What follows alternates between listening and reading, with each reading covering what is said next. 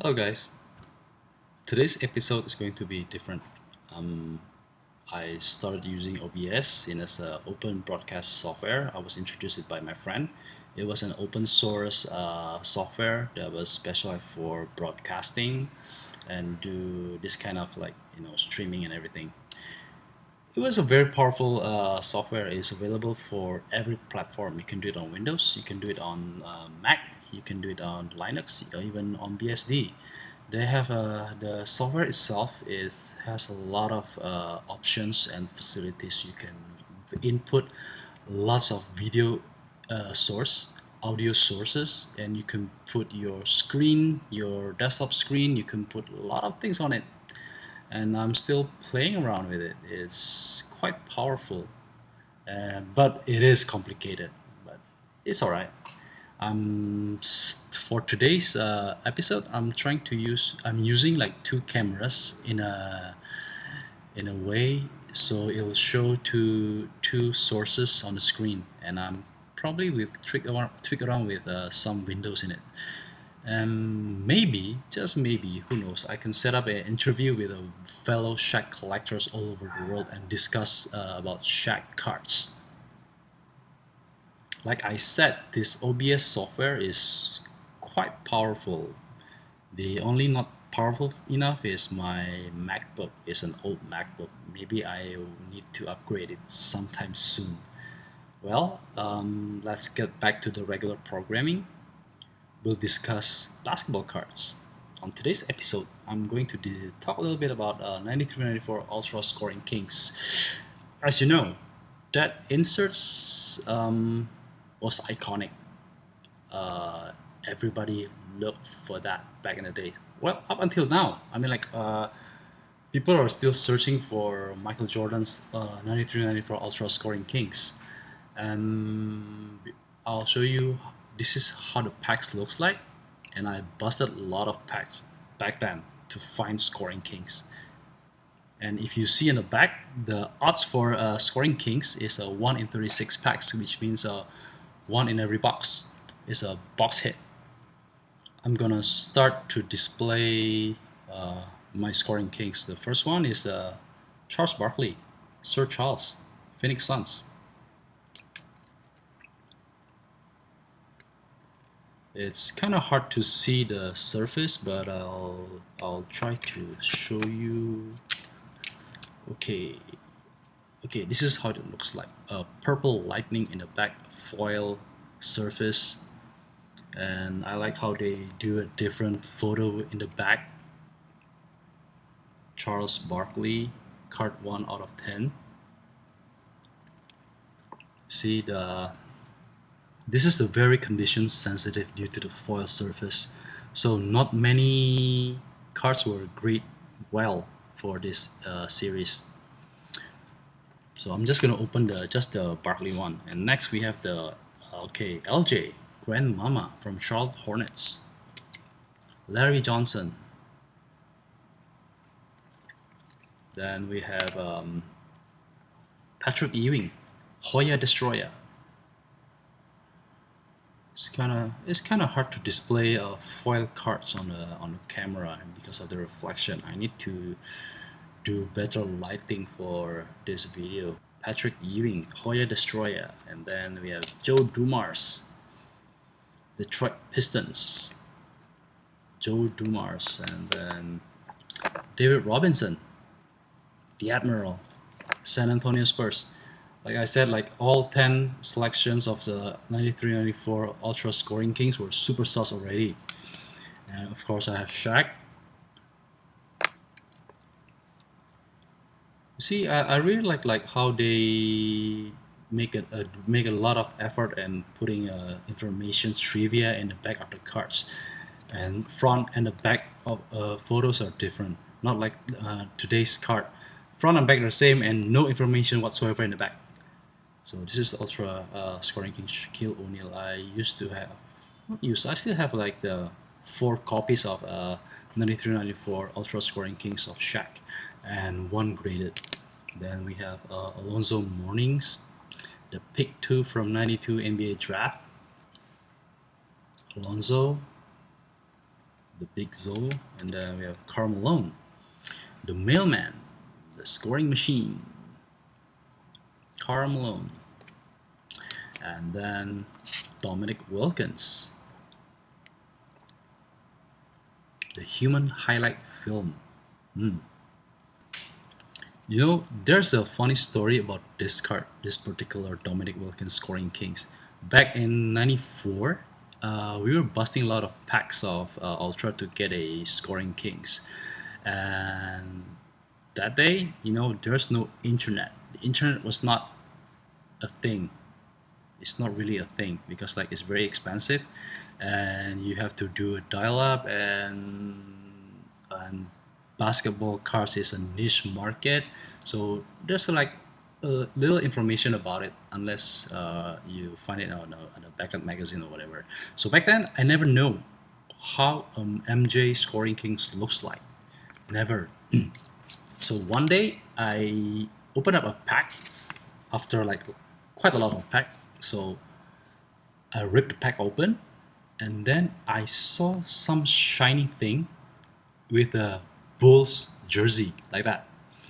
I was like, oh dang, that's the MJ Scoring Kings. See, it's like that, you know. Oh shoot, there's an MJ Scoring King from afar, you know. And when I opened it, I was like, oh okay, it's Dominic Wilkins. What a bummer. I've never seen MJ before, so well, it's all right. Okay, it's a box hit anyway. And this Dominic Wilkins Scoring Kings has been with me since '94, so it's been a long time. And of course, I have the MJ, and I'm gonna show you later. Not long after that, I finally found out how the '93-'94 MJ Scoring King looks like. One of my friends pulled this insert out of the packs, and I was amazed. The pose is just superb and it's classic. Man, I just kept dreaming on getting a MJ Scoring Kings, and even when I went to homestay in '95 in the Seattle and LA, I couldn't find a Ultra MJ Scoring Kings anywhere in the local hobby shops.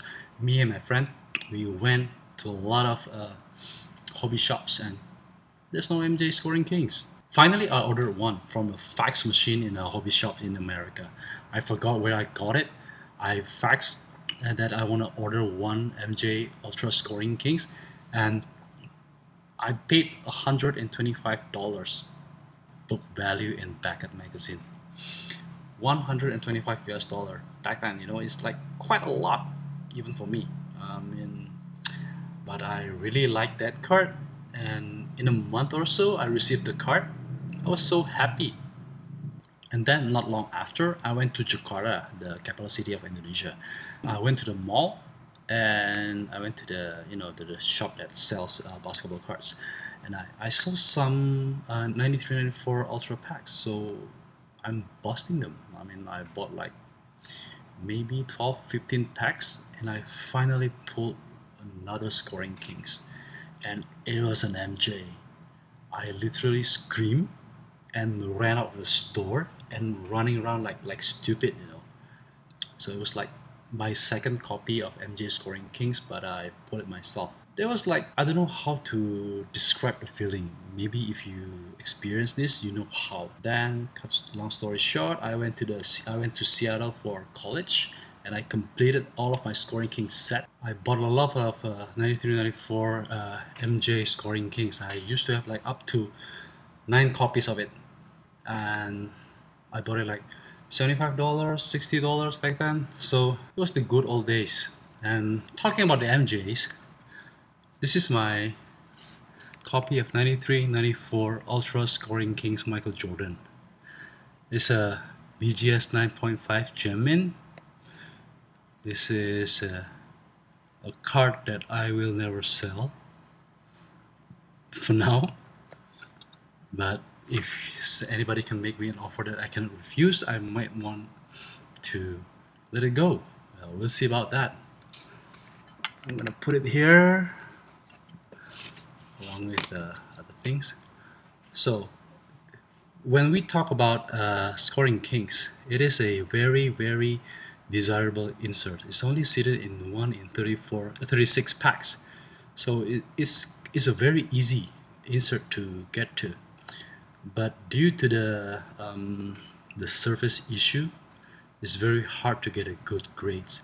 And let's talk about grades now. Here I'm gonna pull up an Excel sheet on the screen. There you go. Okay. Here, if you can see, for BGS, there's a total of 1,652 cards graded, and for the MJs alone is a 1,293. That's quite a lot, if you look at it. And for PSA, the total scoring kings graded was 2,058. It's more than BGS for sure.